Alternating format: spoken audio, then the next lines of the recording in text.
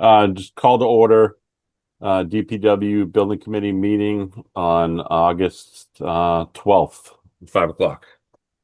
Roll call. Shad here. Roth, you're here. Chandler here.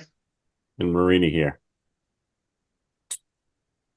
So, Uh, you want me to just guys, go? Dave Smith had reached out to me. He's maybe gonna make it, might be a little late, so. Okay. Meeting minutes from July 17th and 28th. Any comments on those? No. I move we accept both of them. Both of them. Okay. I'll second. All in favor? I Aye. Okay. I can come in next week and sign them if that works too. That's fine, either way. Okay. On the July 28th, I wasn't there, so I have to abstain. Yeah. Okay. Okay. Anybody for public session? Doesn't look like it, right? Nope. Okay. So I think we can move right into the next one, which is discussion with the Sterling Municipal Light Department on the site we have. So tonight we invited Matt Stelmack, general manager for the light department. Jonathan, he's waving at you right now. So I've had some brief discussions with Matt over, and we kind of wanted to.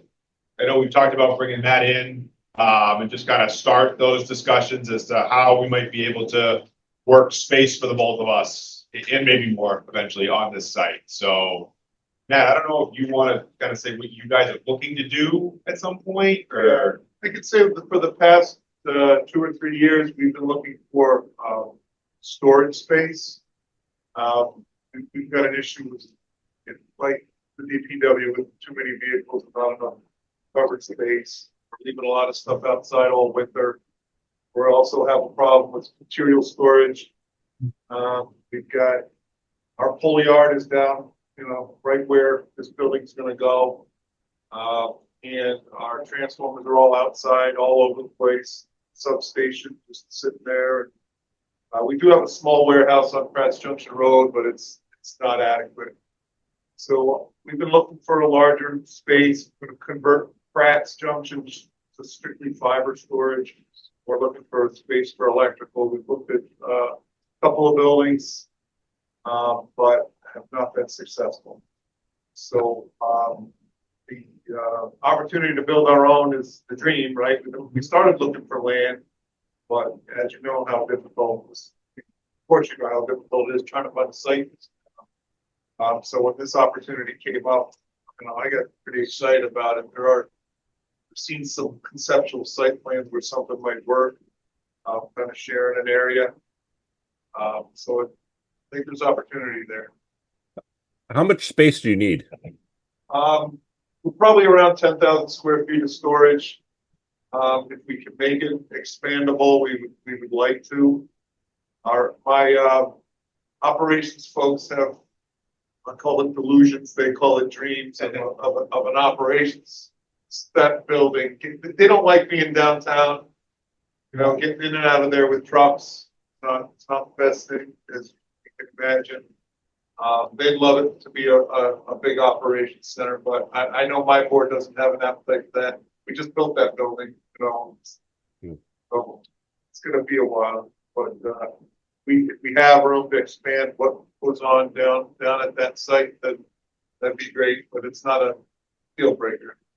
So 10,000 square feet indoor storage, but then how much like a pole yard in a pole yard too? Okay. Matt, do you have any like for like pole yard or building in pole yard? Do you have any idea or dimensions of, like, say you were to put a box right on a piece of paper? Do you have any insight? Or what I'd have to do is I have to go back and look at a property we looked at and actually made an offer on a few months ago that was pretty much perfect. That's where that machine shop. yeah, Siegler's. Yeah, Siegler's machine. that deal fell through, but that would have really worked. We could have put a pole barn there and had a pole yard and some indoor and outdoor storage, but I'm not sure how many acres that was. But I'll get back to you with that. I mean, this is the first, we haven't really talked detail at all. But you know, I see a lot of opportunity for sharing things here. That work. Do you have any sense if you would be looking to put like a bathroom in here, or just would it be dried and heated, or do you have any sense of what you're thinking there? It would be heated. Okay. Whether we would have the building at Sigler would have had bathrooms and all has small office space, and of course they want their workout space like the police have. So you know, they're pushing me for that. The light department in Princeton has a fantastic gym that they actually got through a grant. How they put something like that. If there's an opportunity to tie into a septic, we'd be interested.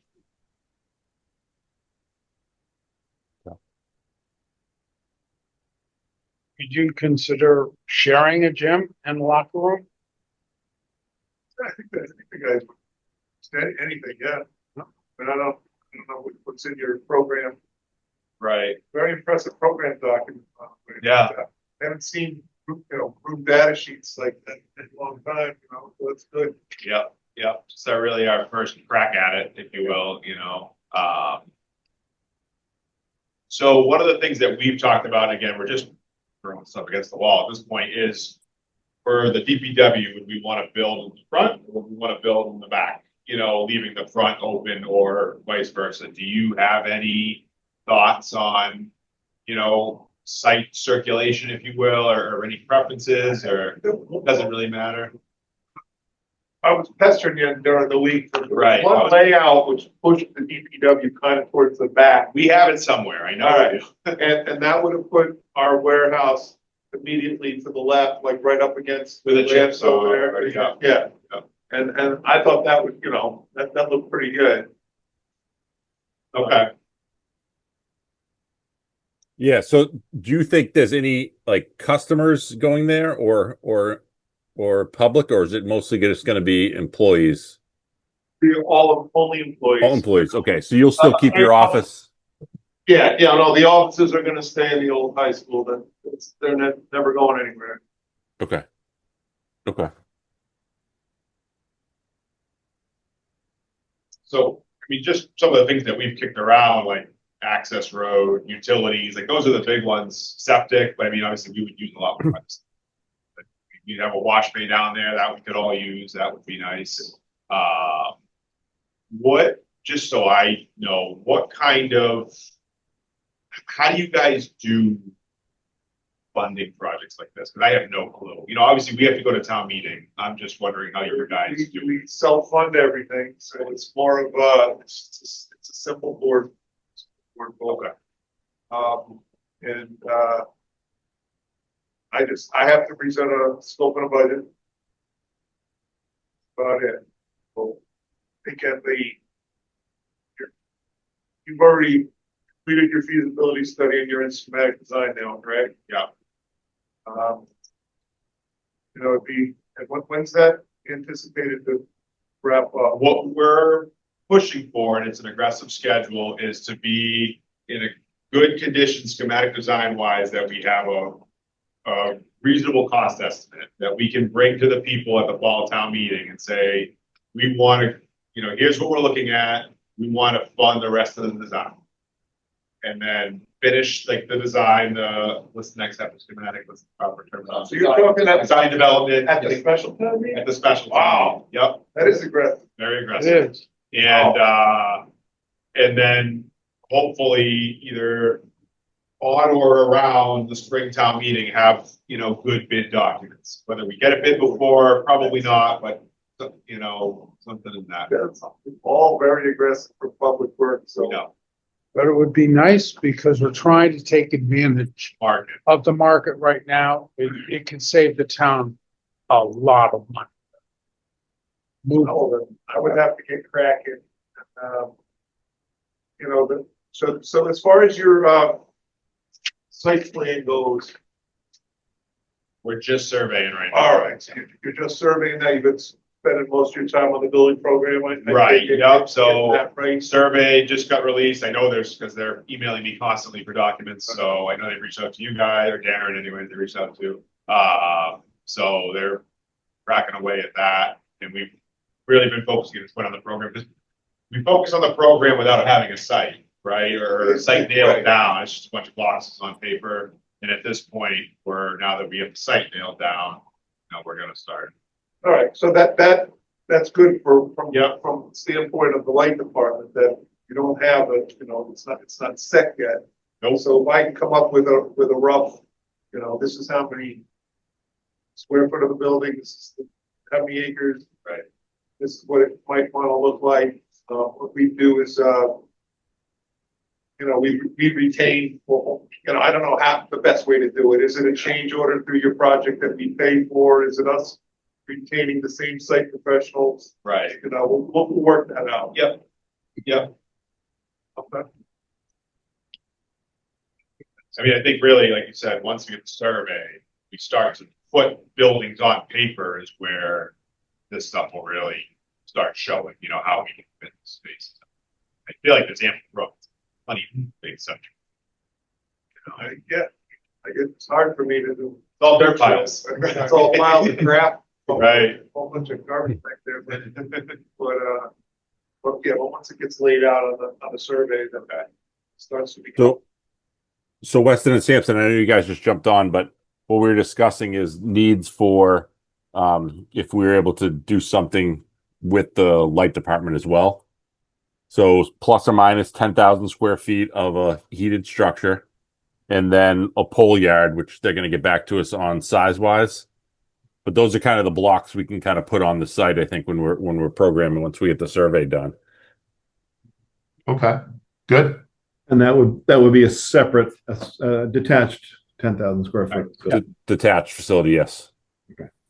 But if there's bathroom needs, obviously shared utilities to the site, shared septic potentially, stuff like that.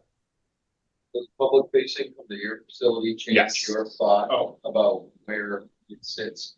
That's a good question. I mean, Yeah, you are. We are You public have facing. traffic, you have public. and that's something we need to consider, so like, say the main drag it would have to come way down, and like, if you guys were like a left-hand turn off towards where the chips and trees and the leaf and grass, you know what I mean? I think it would just more depend on what does that road look like, right? Is it a road through a sand pit, or is it, lightly landscaped or whatever, I think really it's gonna end up being a road. Be able to pass two trucks next to each other with plows. So Yeah, I'm the way I'm hearing it now, I almost think the DPW needs to be more forward so that the public has a stopping point, and then beyond that is more back of house for DPW and the light department. But I think we can play around with the design. Weston Sampson can see what makes there's more certainly sense on the pros and site. cons to both sides, Yeah. I know we had kind of talked like, oh, let's put it in the back so we have more room to develop in the front. Well, maybe it's go the opposite way, and that would also not put pressure on the gravel that's in the back and trying to get that out of the way, like right now, because really getting that out isn't necessarily feasible, like quickly. So Yeah, sorry if I may ask this. So this is warehouse space essentially, correct? Like storage. At the present time, the ask is warehouse space. I stated earlier, my operations people see this as being possibly a future ops center. But that would just mean that's where, the trucks would be housed and everything. But no public facing. The Got it. office would remain on Main Street. Okay. So and we want the 10,000 square feet could be expandable in the future. So we want to leave space for expansion as well. Okay. And we don't know how much expansion we're talking about, right?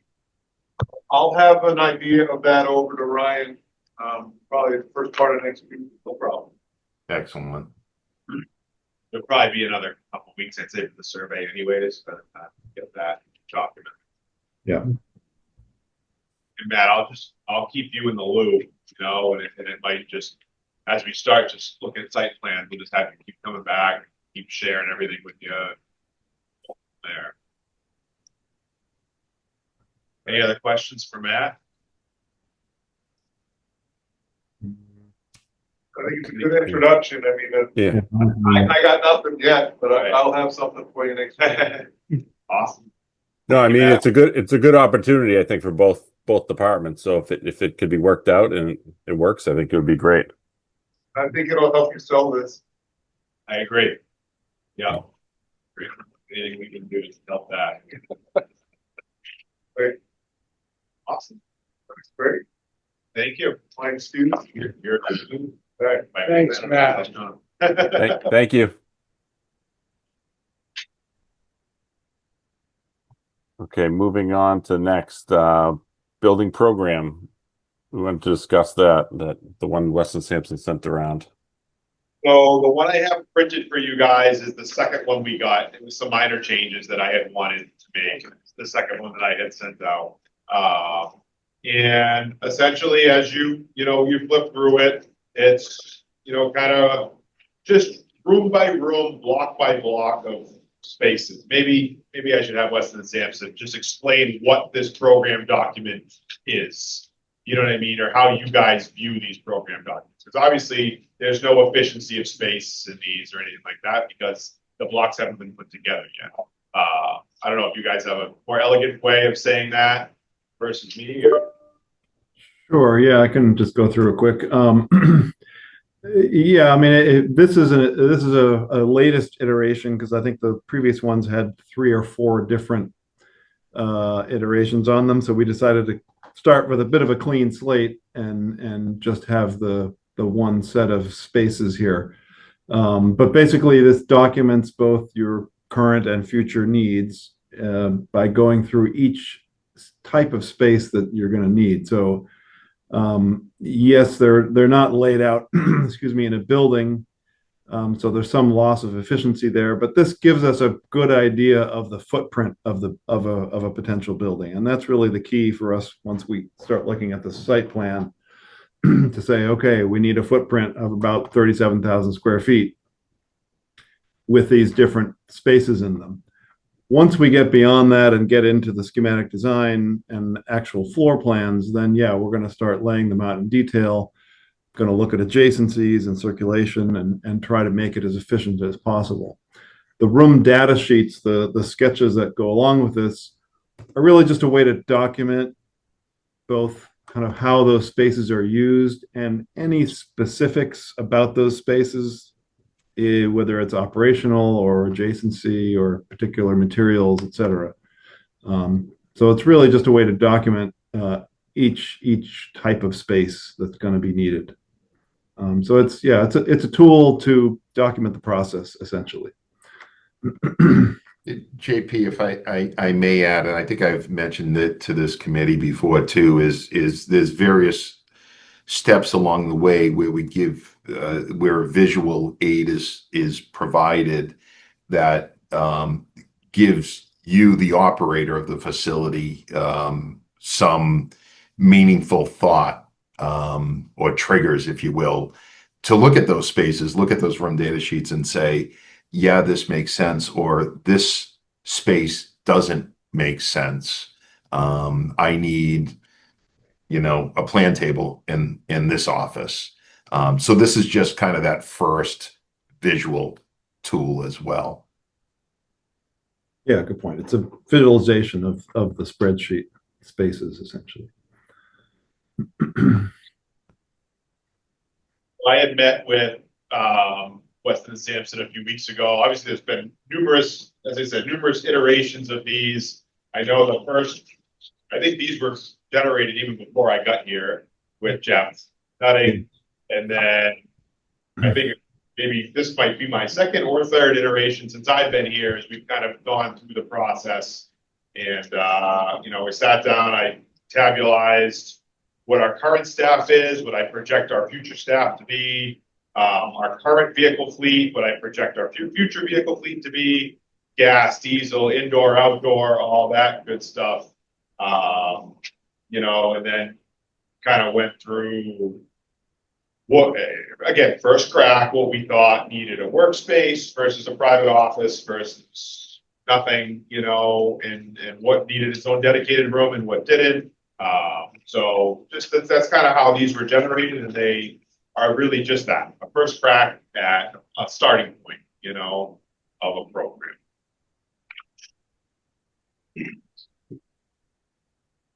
I mean, I went through, I thought they were good starting point. Ryan, are you going to go bring this back to your staff too, to look at each Yes. individual room card kind of? So long as you guys don't have any sort of like big swinging changes today, yeah, we'll start to distribute, look at them. I'll sit everyone down and we'll look through them on the screen or something. And, I mean, it's hard to see sometimes, to visualize some of these spaces because they are broken up. Like you look at like the copy mail area, it's not its own room, right? Like it's in a hallway or something like that, but like it looks like a copy mail room. So it's that kind of stuff that we got to kind of work out. But like as far as the shop spaces go, some of the office spaces with the admin and whatnot, yeah, we're at that point now where we should have those conversations.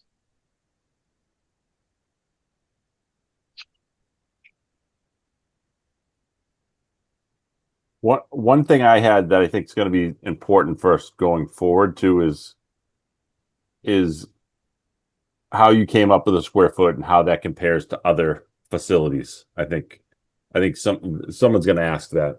Are we building something bigger than somewhere else or smaller? And how much of it's built in for future? I think we should know that. Yeah. I think that would be good. Okay. So we have something that we can provide that would compare this to other similar size communities. I think what we find is that the biggest space drivers are the employee count, the vehicle count, and the division count. And so what we'll do is we'll match you up with some other towns that are similar, and we get you that comparison. Okay. And if Brian and Steve, if you guys have something too from any of your jobs as well, it'd be good to have all those together. And the second part of the question, Jonathan, was about growth. And this program does account for vacant positions or future positions that we know of. What we find in New England, it doesn't often change much from beyond that. We do have provisions that there's spaces that will be programmed into this that can be used for secondary or future expansion should you want it or need it, which would be if we have a drive-through vehicle storage bay, you can occupy the center lane if need be. If you want, we can provide 1 or 2 extra spaces in that bay or that vehicle storage area. The other thing that we often suggest is if you need to, you can store vehicles in the shop areas for future expansion. So there is some places that is inherently built in that can account for it. Yeah. I want to make sure we're building it for the future and as much flexibility as possible as well. So both of those, I mean, I don't know how it's run day to day. Ryan can weigh on that, but if a drive-through adds space and it's more flexible for future, sounds like it's something we should look at. I would point out too, sorry, on page 5, at least of my PDF of 47, there's it's called the user group needs, program needs, and it's just a list of all the staff. That is where it is noted where the future spaces are specifically. So I went through our current staff and I just took a crack at what I see 10 years down the line, right? So some of the stuff I put in for future, I would love at some point to add like an assistant DPW superintendent or something like that to assist with projects and whatnot. You know, I'll be the first to admit that day-to-day plus big picture plus capital and all, it's a lot to absorb, and we're doing a lot of work. We threw an office intern there. We'd love for someone to come in and organize plans and files and things like that. You know, we can send them out in the summer and do GIS work. Like again, this is just kind of, that's a workspace. I think that we're going to get to a point where we need a full-time water superintendent. Water is not getting any easier. Mike spends a ton of time in the office, but he's a foreman, right? Like we need a foreman in the field. And, you know, right now it's like a duplicate two position there. And there is a ridiculous amount of paperwork, for water. And I also threw a future water operator because if we end up starting to treat PFAS, things like that, we're going to need to staff a plant. We're going to need that staff. I can picture adding another driver laborer in the future. You know, as we gain more roadways, as we do more in-house work, we're going to be able to justify that position. Again, this is not next year. This is big picture, but this building is a 50-year building, right? So I'm trying to think big picture, but not, it's hard to think 50 years, right? So, summer staff, we kept the same, you know, and so that's kind of a lot of this stuff. Some of it just adds a parking space or a locker, you know, like that's not all these people have offices. Not all of them have parking spaces or like for vehicles and whatnot. So that was kind of the way I went about that. I'll be perfectly candid in saying that I didn't really like future project vehicles and what we may or may not add. I mean, I think we're decent on vehicles right now, especially heavy vehicles that would require indoor storage. You know, if we end up adding some other people here and there, they'd probably be more of like pickup truck kind of ads, which can get undercover, you know. And then just one more point on the center aisle parking. So we had a very similar, just from my experience in Holden, of almost this exact same drawing. Right. We all freaked out about it for months at a time, showing vehicles in the aisles and whatnot. Someone had the great suggestion, it might have been Weston Sampson, said, don't paint any lines anywhere. Figure out what you like in this bay and then paint lines. They still haven't painted lines because they don't need to. And they can fit everything and more in this space just because, you know, we're being a little conservative here so that we can make sure that a plow with a truck can turn and fit with the mirrors and wings and things like that. As you start to fit stuff where it needs to go, it fits, or we can make it fit. And there's creative ways of doing so. Correct me if I'm wrong, but I mean, that's kind of the way that I looked at it. I walked through Holden's building and I say, oh, wow, we didn't think we'd be able to fit half of what's in here. And they're able to make it work, and they have a little bit of help. So, Well, I would like to add something since you talked about Holden, because I actually visited Holden and it was eye-opening. And the concept of all of us spending time, I mean, except maybe for you, visiting a couple of facilities is really critically important, and we're running out of time for that. And I think we should be all doing that in the next max month. So we should be doing it together and not everyone going off and saying Well, things. that would be More nice. out of it. That would be nice, but of course, this next couple of weeks, I know I'm out of town. I have family issues and, Well, let's try But- to schedule something. yeah, we'll is just have to that something schedule. you can help us with, or would you guys, We can look up some other previous places. Yeah. Yeah. Talk to some directors. So I guess the question is, you know, and Blaine, you brought this up, like, again, not to go back to my olden days, but I was really toward Weston Sampson facilities because that's who we were working with at the time. It would be interesting to tour both, you know, Weston Sampson and maybe some other facilities. And just get some other ideas, you know. So I don't know, between you guys and Weston and Sampson, you want to kind of put your heads together and see if we can, I mean, what do you think? 3, it's hard because you're driving all over the state, you know, bouncing Right. around and the first one, then it's hard to break away from multiple days. You know? I think when we did like 3 in a day, 3 or 4 in a day or something like that. So, Well, I'll throw out a couple of points that we discovered in Holden that were really pretty critical to their operation. They didn't have a place. They just took a place over in one of the mezzanines so that the guys would have a place to sleep. And 24-hour operations, which happens in the winter, they had no place to sleep.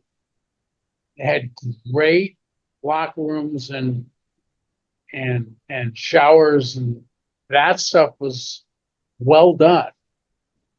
But then we were just talking, I'm going to add this, just talking about sharing a gym with the light department. We just threw that out. That, you know, other places have, do we want to do a gym? Do we want to have a place for it? These are the sort of things that could destroy a design right now. If we don't kind of have the space for it. But I thought it was a little strange after going in and seeing the cots upstairs, and I didn't know. It was a little discerning. Just, you know, so I'm wondering about, from a design standpoint, how you guys incorporate that. Yeah, it is done occasionally. It's requested occasionally. It adds some cost because it's a separate use that requires a fire rating separation as a residential use. Yeah. So it's honestly not that often that we include them. Sometimes we'll include sort of we call it sort of a rest room or a break room that's really just a small quiet room. And yeah, maybe sometimes they set up cots there, but not sort of officially, right? Okay, so if that's going to be the way we approach it, I think that's great. And the same thing with all the stuff.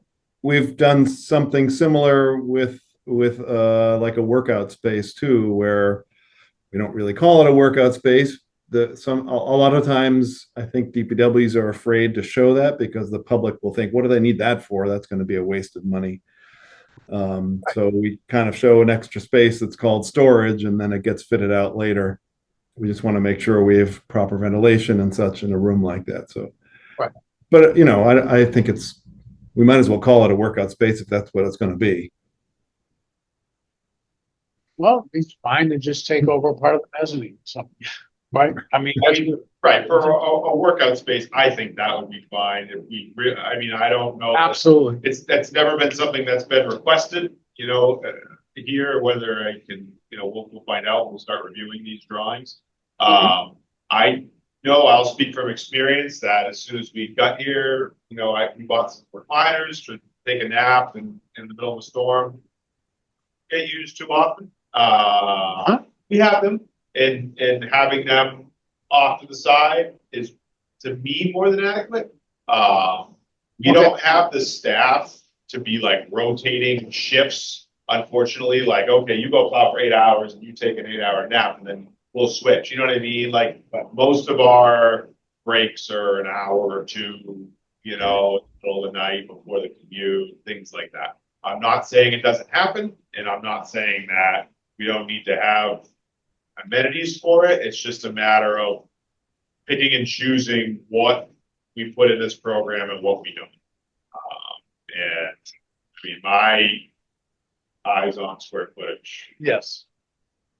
Fortunately, I wish it wasn't. The other thing I would add, just as a program element that I saw at Holden, was a gorgeous conference. It was just beautiful. Question is how many times it gets used. And if that might just be better to have a nicer break room. So the conference room is What one of is the it? few things that I bounced back to Weston and Sampson after the first.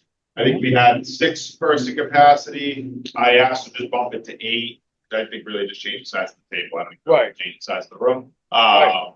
You know, honestly, I'd say 90% of the meetings we have, I have in my office at our 4-person table. Uh-huh. But we could probably have 98% of them if we had an 8-person table, and it wouldn't be in a lunchroom, right? So, because right now, if we have a bigger meeting, we're coming up here, which is, you know, I'd rather not. I'd rather not be. Well, actually, that's what they told me it happens at Holden.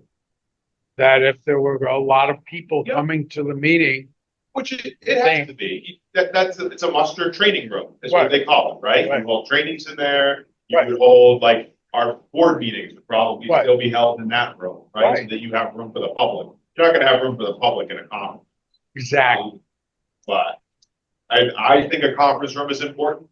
Yes. You know, we need a place to have small, intimate meetings. Correct. With, you know, whether it's vendors, public, consultants, engineers, contractors, you name it. I think that's an important piece. I just like that. In this day and age, we're doing more of this. Yeah. So Right. it's important to have it. Yeah. Yeah, I will say as far as conference rooms goes, that's a pretty modest one that we're showing, just 12 by 16. Not a big room. So, I'd also like it to be off the entrance if at all possible.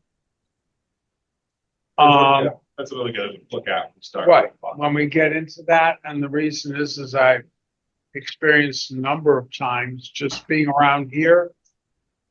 You know, people coming in to talk about gravesite in the front entrance. That's kind of weird. You know, you have people vulnerable and, you know, wants a building that treats people poorly. So, or somebody is screaming about it as whatever happened, you know, we get these screamers, there's no question. So let's put them in a separate room. That's mine. I'm just throwing out program discussion. So Ryan, would you think that going forward, if we had a little larger conference room, you'd have your regular DPW meetings in there as well? Or you'd stick? It's like, as you know, number one, we record them. You kind of need like people lined up at a table. We need a place for the public. Like, so granted, it's not often that we get public, but we have. And sometimes you have 3 people, maybe most of the time, and then the rest, you know, sometimes you get 15 or 30 if there's a big topic. So I kind of treat it more like almost like the selectman room size for. We just need to be prepared for that, right? Yep. It's easy to say, you know, whenever comes, we're just going to sit around a conference room, but that's not really a public meeting, you know, and because these are posted public meetings, I feel like they need to be welcoming to the public. Okay, so one thing on that room card for that multi-purpose training room, we should talk about AV when we get to that point. I mean, right now it's early, but having some sort of AV, Right. for that.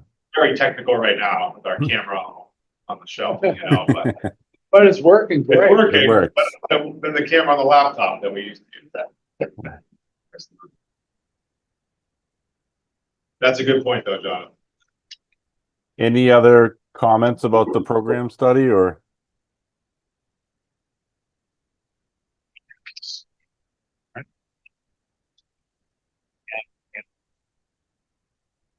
I think it'll be good, Ryan, for you to go back to your staff, obviously, and go through.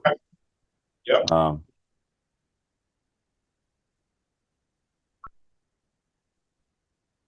I can do that. I'll have comments for the next meeting. We're all set into Weston Sampson, I guess. Sure. Well, Okay, next item, if we're all done with that, we'll move on to designer update. Mike, do you have anything on the survey? Any updates there? Or? general. I know I caught you off guard with the meeting, so. Yeah, Your turn. my apologies. We thought we were off the hook with Tony on vacation. We're like, oh, he's not gonna be bothering us. I do know we did extend the survey area to catch the rest of the connection point with the water. Yeah, so I had a mistake. I was under the impression that the water for the neighborhood that's there, Patriots Way, came down the driveway for the police department and turned right. That's not the case. It cuts through the woods of Route 12 because it was a 40B development and it had little to no oversight and comments and anything like that. So unfortunately, the water main isn't sitting right there at the corner. It's sitting further out by Route 12. Choxet Road isn't really a great option because there's a giant culvert that goes under George Pizzo that would have to be crossed. I think it's big enough that like we have to go under it. We couldn't go over it. Survey will pick that up. But I mean, the water main's right there. It's just, I flagged that to Weston Sampson in their surveyor so that they can go pick that area up, survey so that we can capture it. Patty from the building office was nice enough to find some sketched on plans from Patriots Way that I sent him off today. Had some notes on them and whatever, but gives a rough idea of where that water main goes. Yeah. It appears when they built the police station that they grabbed an old water main for, I don't know what was there before the police station, but they grabbed an old AC water main to extend it into the property. And that's just a 6-inch service line from Route 12 to that hydrant. And it stops there, and a 6-inch service line is not sufficient to service this building, I don't think. So, you know, obviously we probably run an 8-inch up or whatever off the main, up the driveway police station, put a new hydrant off of it, get rid of that.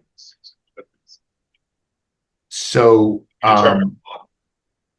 so they're gonna capture that. They're still in the process of research and calculations, but they could be out there as early as next week. Okay. One thing I was driving by the other day, just before you get on to the highway, the on-ramp, there's a gate there. Is there a road that cuts down there? Yeah. I believe that gate is for, I think I know what you're talking about. I think that's an access to a detention basin for the state. I think it is too. Okay. State has a fence. It might just be an access to our property through their fence. I don't know, but that whole area is fenced by the state. One thing, Ryan, do you have any closure drawings for the landfill? Yes. What level of detail are you looking for? They're not, I mean, they have like vents and monitoring wells and all that. I'm looking for the closure plans, the cap type, the profile of the cap, the profile of the road. That we don't really have. Are you okay if we do a file request with the DEP? Fine, but I don't think they do either, because I've been talking to them a lot about the landfill. We have a post-closure use permit, document, whatever. Okay. However, within that, we have not been able to find details of what it's capped with. How thick is it? What's the liner? Like, we don't. Please do it and get whatever you can get. I'll send you whatever I have, but we have struggled to find like those details. Got it. Okay. I know like the swale is defined as being part of the landfill, which is why I kind of flagged it when we were looking at the road. That swale being there may be a bit of an issue. That's defined, the drainage where it crosses the access road towards the pond. The vents are on there, the monitoring wells are on there. Maybe some drawings of the buildings and whatnot. Okay. Even that permit, that written permit, a lot of times they would write the cap profile into that permit unless they don't know it. I know we did it in-house. That's my You understanding. did the capping in-house? Yes.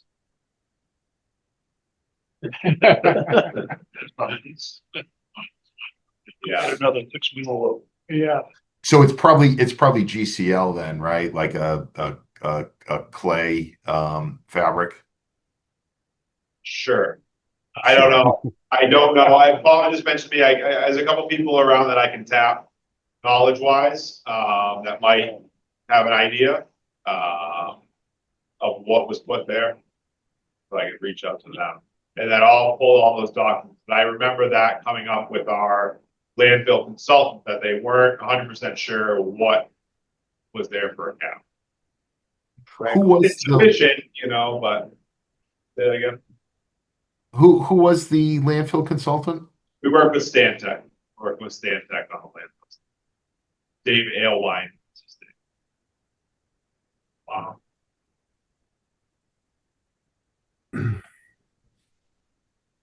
Okay. All the documents I've seen are very much like 2D plan view, circles on paper kind of thing. Okay. All right. We'll dig into what we have. We might have to make some assumptions for the cost estimate. We could do test bits, but I don't know if you want to get into that right now. Not on top of the cap. No, I don't think they'll allow that. I can give a little update on the geotech if that's what you're talking about. Yeah. So yeah, we're talking to our geotech. They're putting a scope together, and a schedule. They know the driller that's across the street. I don't know who that is, but Geo search. yeah, that's it. Right. So should be easy to schedule. I don't recall if this was discussed before, but we're sort of assuming that DPW could do any test pit digging if we need any. Is that Absolutely? We can go 12-ish feet. Yeah, we can get to about 12 feet. But yeah, any test pit that you need, we can do that.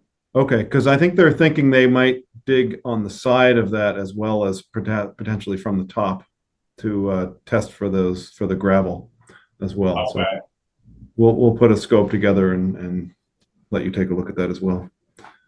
So JP, will that geotech scope accompany your guys' proposal for SD, which I believe still needs to come to us? Yes. Yes, correct. Yep, that'll be part of that.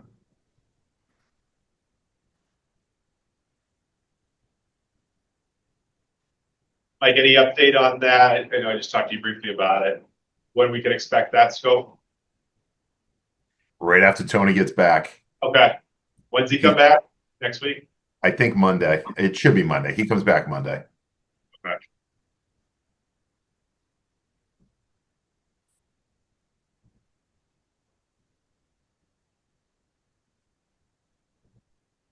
Anything else in your end, Weston Sampson, that we need to give you, or I think so. no? No, I can't think of anything.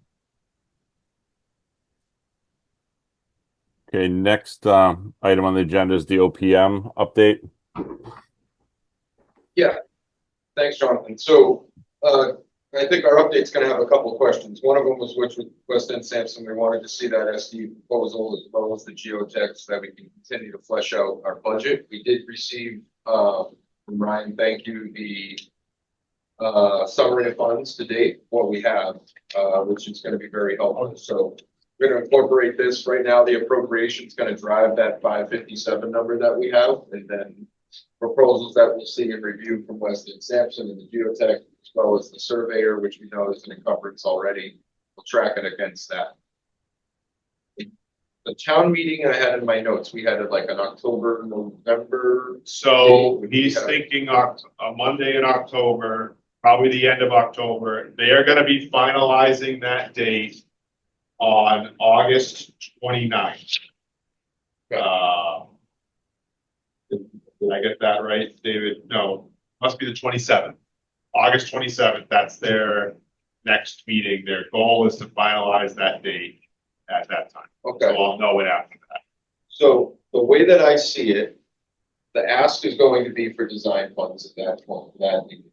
So I think that that's something that between ourselves and Weston and Sampson can put together a budget on what we're gonna need with some contingencies and soft costs that might be needed throughout the design process for it. But working from, because there's gonna be a warrant closing date that's gonna be leading up to that town meeting, that you're gonna need that number in before the book shut on it. Where was I heading? And I thought the goal was that when we go to town meeting, that we have a range of kind of what we're telling the people, what we kind of see this project as right now. You're gonna go out and spend a couple $1 million now to finish this whole design. This is what we're seeing as the overall umbrella. Okay. So I guess, and Michael and JP, just to reiterate what we've got a survey right now. Start putting the puzzle pieces out on our site here with a schematic design. How quickly does an estimate get turned around from your end from an SD perspective? And I guess what I'm thinking about is, you know, how much outreach do we need for this town meeting to talk about, this is what we're asking for right now, to kind of educate people on the process? We can turn around an estimate. We'll get an estimate back from our estimator within 2 weeks. 2 weeks or so, yeah. Yeah, we would like, you know, a day or two to review that, make sure that we're okay with it. I'm assuming for this stage, we would not be doing a reconciliation. Is that fair to say? I don't know. We have an allowance built into ours right now. It may not be prudent at this point for that level of SD. This is going to be kind of Lego pieces on a box and trying to get square footage costs as well. So we have it in there. We may not even really have time to go through a full reconciliation to do it at that point. And at this town meeting, is there a presentation or anything that's going to be done for this level? Yep, so at the annual, we were given 5 minutes, Jonathan? Yep. Is that what we're given? So we packed 10 information into a 5-minute presentation. I think this will be similar. We may get 10 minutes, being that it's a smaller meeting, less items, although the MBTA thing is going to drive it. The MBTA communities thing, it really was going to drive this meeting in the time that it takes. And people's attitudes towards anything else at said meeting. So we will have time for that. We handed out our trifolds ahead of said meeting. The election, the ballot vote, this would require a ballot vote, would be the week after, probably so that the Tuesday after that. Is there a regular election the first Tuesday for anything else? I wonder if they would wrap it in and they would just work backwards from that for the town meeting. I'm just throwing it out there. I really don't know. Just a town election. Okay, so there really wouldn't be any other reason to have a town election. So are you asking when do you think we should start PRing? A little, yeah. Yeah. Yes. I mean, I was gonna say like middle of September, like to really start pushing hard, whether we start attending, you know, obviously we'll attend the select board, give them an update. People watch that one. Yep. The senior centers, things like that. I don't know if we want to have another info session or not. I mean, it wasn't super well attended. Would it be now that we have this money? I don't know. I mean, I'm open to that. But what I was going to try to do is assemble kind of a quick schedule on where we're at right now. We can take a Monday in October when we think the town meeting is, kind of work our way backwards. But with the survey getting done hopefully next week, then the report will need to come out. I guess Mike and JP, how much do the drawings advance before you go out for a estimate at this point? You know, are you fully wrapped at SD at this? Mike, correct me if I'm wrong, but that would be the intent, right? We'd get an SD package together for that. We would have an SD package together, which we would The- submit to our estimator, Jerry Totora. Yeah, which would be a site plan, floor plans, probably some elevations, and then narratives for all the engineering disciplines. Yeah, and sometimes there is a follow-up meeting with him after he's reviewed everything to try to just ask questions and shore up some information that he might not see as clear in the documents. As I see it, if we go, so worst case scenario is the 6th of October, and Worst case. best case would be the 27th Right. of October.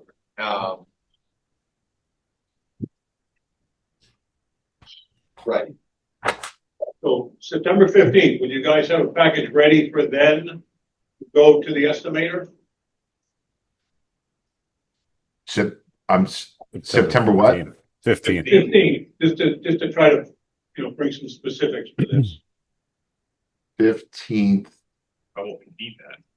Well, yeah, I'm unclear what work has to be done other than gather things. Right. Yeah, but that's why I asked. Well, we wouldn't actually, I mean, I guess you want to have the cost estimate as you're doing the outreach to some extent, but that construction cost estimate is not part of the town meeting vote, right? So it's really just informational. Information, but It's going to be the first question, though.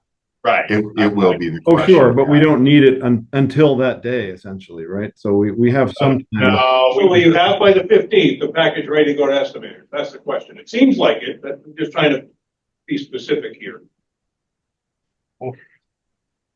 So To if I'm understanding the question right, we're trying to figure out, will we have an estimate in time for the public outreach? Yes. So We're we're trying doing, to start at step one. got it. I just pick a date, and I'm just trying to get it. It's a month from now, and it doesn't seem like you have to do much more drawing. It seems like an easy yes, but both of you are hedging. That's the concern. Well, a month is a pretty short amount of time to get both a site plan done and a schematic plan done. Yeah, Yeah.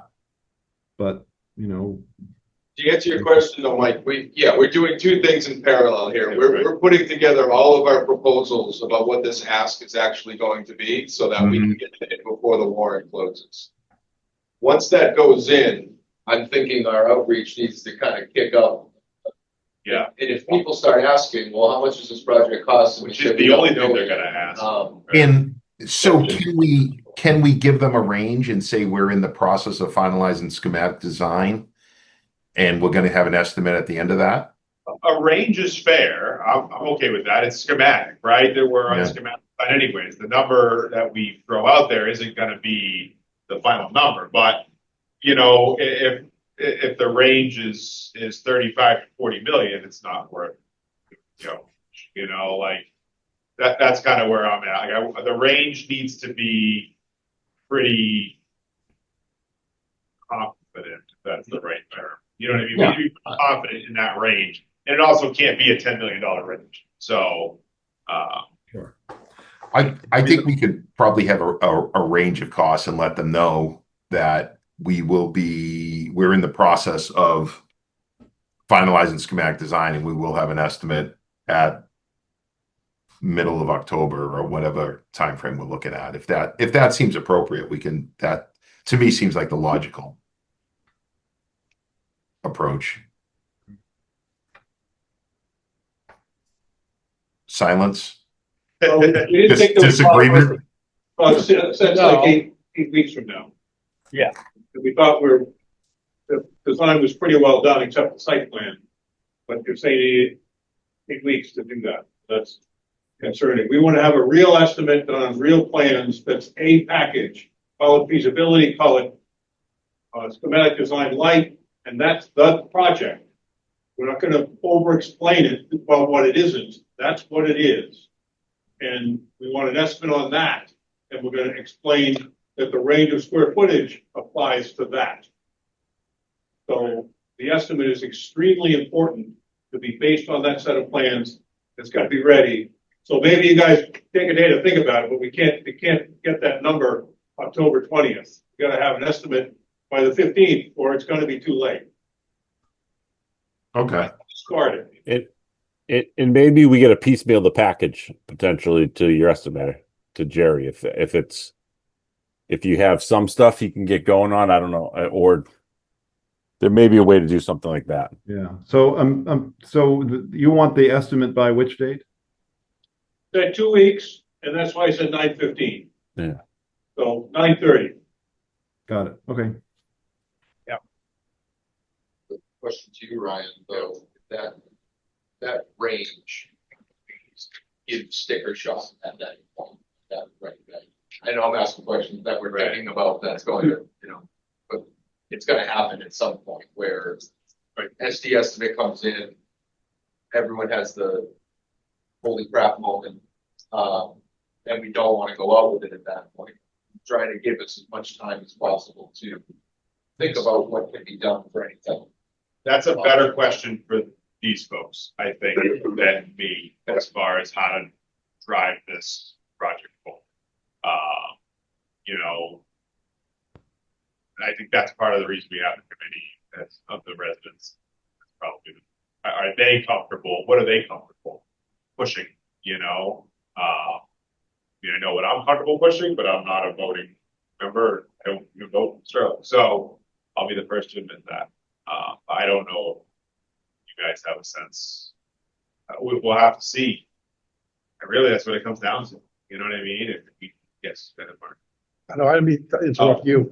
I didn't mean to interrupt No, you. you're fine, please. There was a great deal of confusion last time we had the special town. We had the town meeting. Passed by one vote, lost at the ballot. I think we need to propose more than 5 minutes to talk about a $30 million project.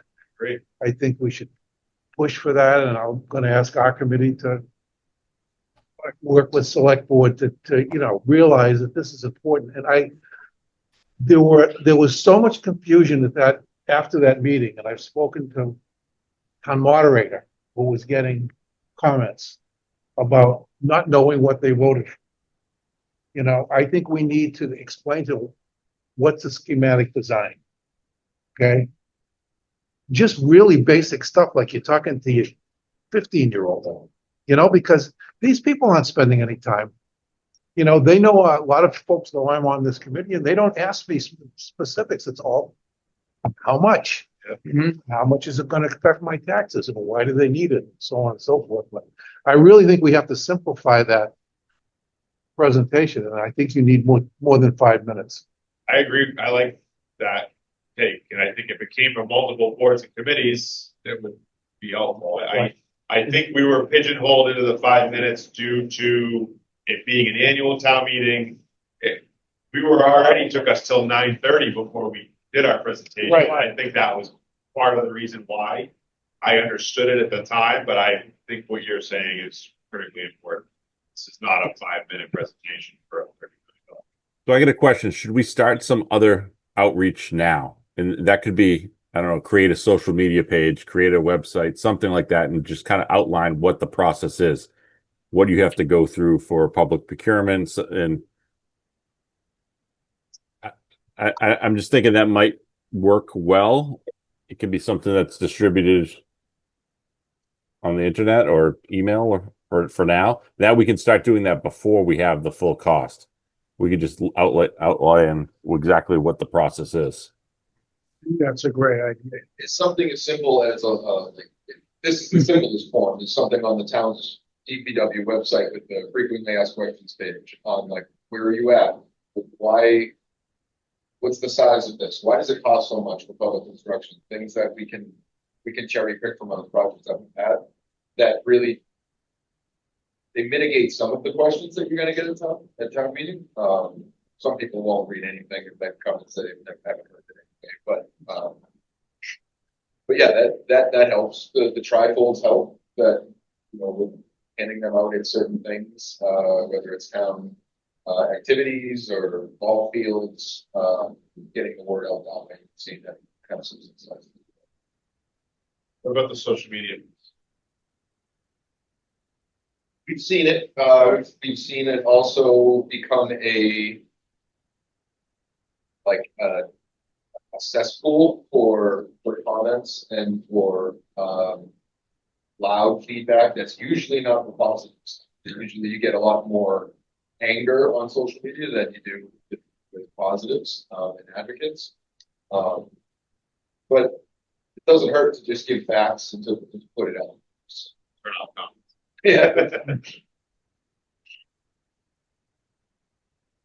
I know Holden hired someone to do that. They hired Capital Strategic Solutions or whatever, and they kind of twisted it into being like, oh, we're running our DPW social media page, but really it was started out anyways as all, a lot of building PR. What does DPW do? What is it? Right. And I mean, I don't want to say we've exhausted that. We've talked about that a lot, and like Mark said, the people who are voting, especially those who are going to attend a special town meeting or a ballot election that's an off-cycle ballot election, aren't the people who need to know, I don't think, maybe I'm wrong, what the DPW does. They're people who are worried about what the tax implications are going to be. And so like the sell to me really is going to be, well, what's your alternative? You know what I mean? Like, okay, so we don't do this. Well, then what?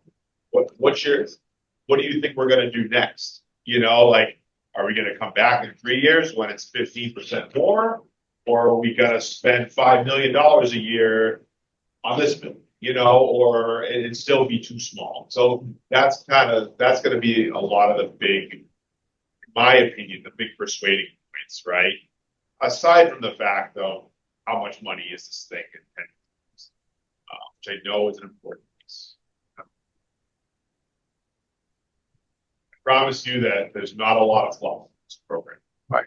We'll look at it, obviously, but there's not, if you look at it, there's not a lot of fluff in circumstance. I mean, it sounds like we should probably put something on the DPW's website as something, Yeah, just what the process is. Yeah.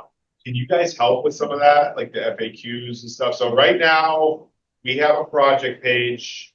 It has the feasibility study from 2022 on it. I know it's still there because someone just referenced it to me the other day. I'll have to see what else is on there. But Brian, if you guys can help with some of that, that's immensely helpful to us to get that. We know what else is on the warrant. You mentioned the MBTA zoning. There's going to be some water financial stuff, moving some money around, capital items, whatnot. I don't know what else. I'm just wondering what the draw will be for that meeting. The MBTA. Who's going to come? MBTA zoning. Yeah. And then, what's their opinion going to be of DPW? Now we need to reach out to, especially people we think will be pro DPW. Right. And get them to come. Maybe that needs a mail-in and phone call. Get them to come to the meeting. The only thing we got to be careful of on that is how is it being funded and whatnot. That I don't have answers to. Bill probably has a better sense. You guys might have a sense. I don't know, but there is using public funds to mail things out or push a project. I don't know how that stuff is worked in other towns or whatnot, but I know we got to be very careful because someone will pick up on it and it'll be a black mark. Yeah. There was a mention for the big ask for construction to really help break down what your tax bill or, what the range is going to be. While we don't know what the interest rates or what the bonding rate is going to be at the time, that we have kind of a sense of what that's going to be. Are we doing the same for this ask here, where this ask might be, I don't know, we'll say $2.5 to $3 million to get us all the way through bidding to get a contractor in hand? Is that an exercise that should be done at this town meeting as well, with looking into the future of what, because ultimately this is a 2-question ask here, what it is. We really don't want to, this would suck for the town to pass now and then fail later on. So maybe it's a this is what you're voting on now, what that impact would be. What we're projecting right now, here's the next ask of what we're having, that's the impact of what we'd have there. We might need some help with town finance also to kind of see when that kicks in, when the borrowing would happen, when anything, other debts fall off in town. We'll have the town provide that information. Yeah. About impact on the average household, so that it's not coming from anyone else, but from the town. So there's no question about whatever their assumptions are about however they be funded on rates on all those.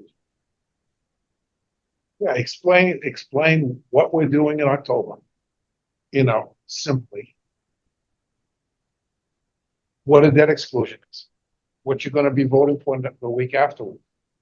No, Two parts to this. yeah, Part- what is a debt exclusion?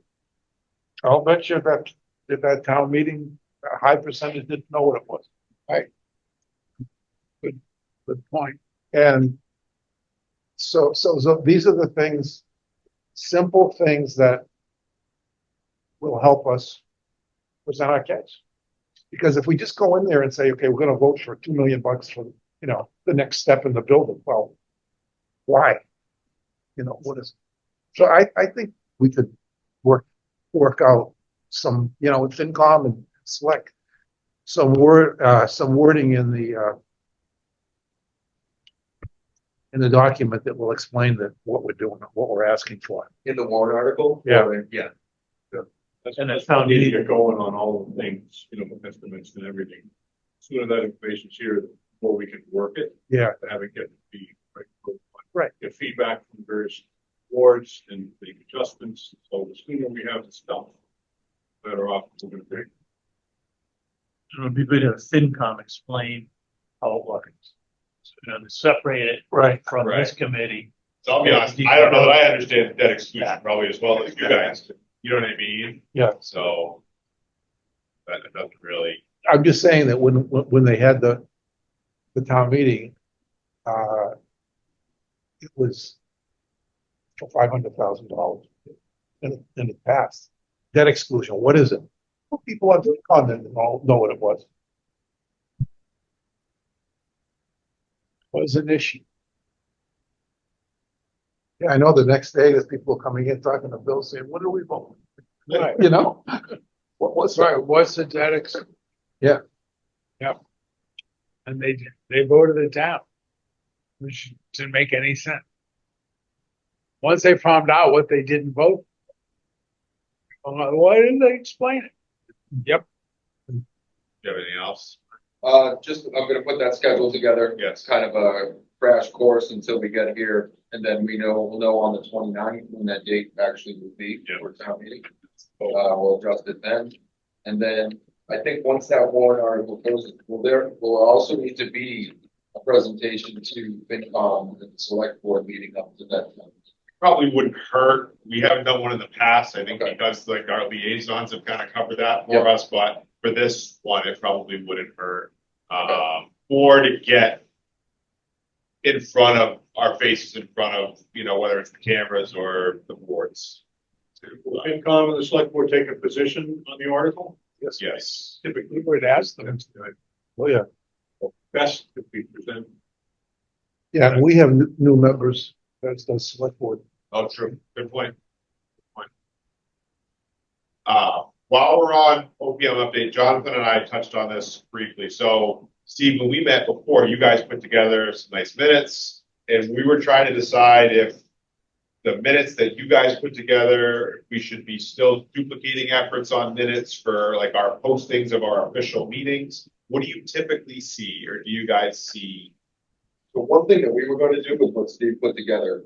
Great, and if you guys want to use those, that's good. We were going to kind of adopt those into our working groups that we're going to have, and that's what's going to help drive bringing things to you guys. So, while we can take minutes here at the building committee, I see. Okay. we're going to be using these to kind of drive our meetings on the side, and then bring that to you as well. So that was kind of our kickoff meeting minutes, but that's what we're going to use as kind of our rolling agenda. I just wanted to make sure, like, I wasn't duplicating efforts Right. or, you know, or assuming that I should be. So Jonathan, I think it makes sense to just keep doing our own minutes for our postings, which is totally fine.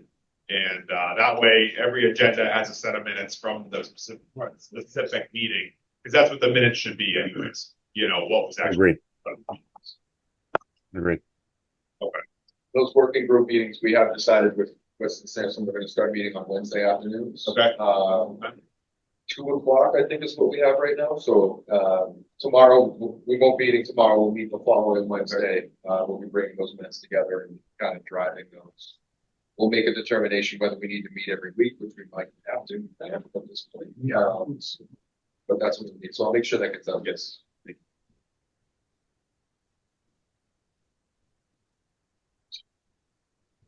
Okay, anything else, Brian? No, thank you. No. Okay. So future meetings. We talked about every 2 weeks. Is that still, so that would be the 26th? Can't do the 26th. All right. 25th or 27th I can do.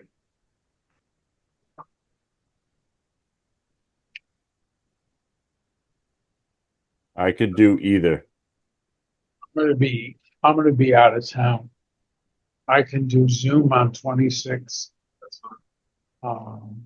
26 is all. You know what? I can do the 26th at 5. If you want to meet at 5 again. I could do that. I can't. Okay. But You want to do the 25th or 27th? 27th, select board. Yeah. Not Okay. the 27th. 25th? that works. I can do the 25th, Monday. You want to keep it at 5 or do you want to do 6? I'm fine either way. I'll have to Zoom. I may have to Zoom. I mean, I think I would prefer 6 Okay. because there's not another meeting after it. Just gives me a chance to go home for a minute. Say hi to everybody. So it's the 25th at 6. 25th at 6. Okay. Sounds good. Still Anything won't else? know the town meeting date at that point, but that's okay. We'll find it out a couple days later.